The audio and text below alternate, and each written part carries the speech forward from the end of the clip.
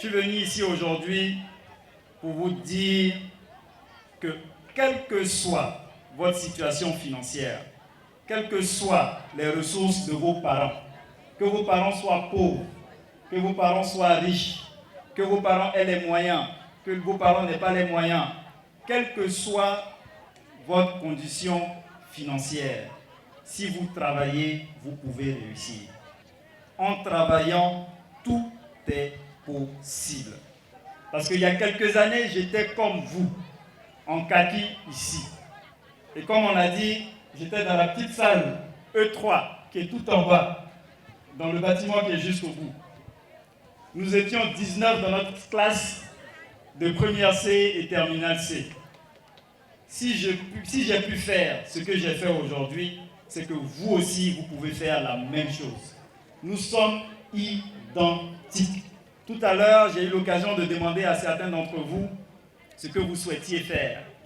J'ai entendu certains dire qu'ils veulent être juges, avocats, médecins, informaticiens, ingénieurs en mine et géologie. Bon, c'est vrai que je n'ai pas entendu quelqu'un me dire qu'il voulait devenir ministre. Bon, c'est une bonne chose, hein? C'est une bonne chose en même temps.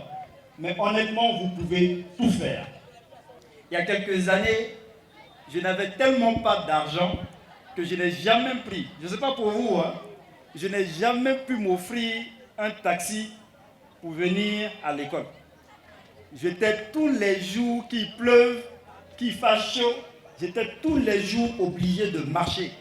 Parce que mes parents ne pouvaient pas me donner les 100 francs pour prendre le taxi, pour quitter à l'Impérial, pour venir ici au collège, au lycée. Je me rappelle encore, on était en 96. J'étais en seconde C. Et j'étais avec ma mère, on regardait la télé. Puis j'ai vu un gars, je ne sais pas si c'était le nom, mais qui venait d'être nommé ministre. Et je ne savais pas, je ne veux pas dire à ma mère que je voulais être ministre, mais j'ai écouté son parcours. Et on m'a dit, il était dit ce jour-là qu'il avait fait l'école polytechnique et que c'était censé être la meilleure école d'ingénieurs en France. Ce jour-là, j'ai dit à mes parents, je ne connais pas l'école polytechnique, mais moi aussi, je veux faire l'école polytechnique. Je n'avais pas d'argent, je ne savais même pas comment faire, je ne connaissais même pas la route pour aller en France. Mais je me suis dit, si lui il a fait, pourquoi est-ce que moi aussi je ne pourrais pas le faire? Et je me suis battu, je me suis battu. C'est vrai que j'ai eu de la chance, ça il faut le reconnaître. Mais avant tout, je me suis battu. Le rêve, ce n'est pas de chercher à devenir boucantier. Le rêve, ce n'est pas de chercher la voie facile, l'argent facile. L'argent facile, la voie facile, ça n'existe pas. Mais il faut que vous ayez un rêve. Il faut que vous vous projetiez.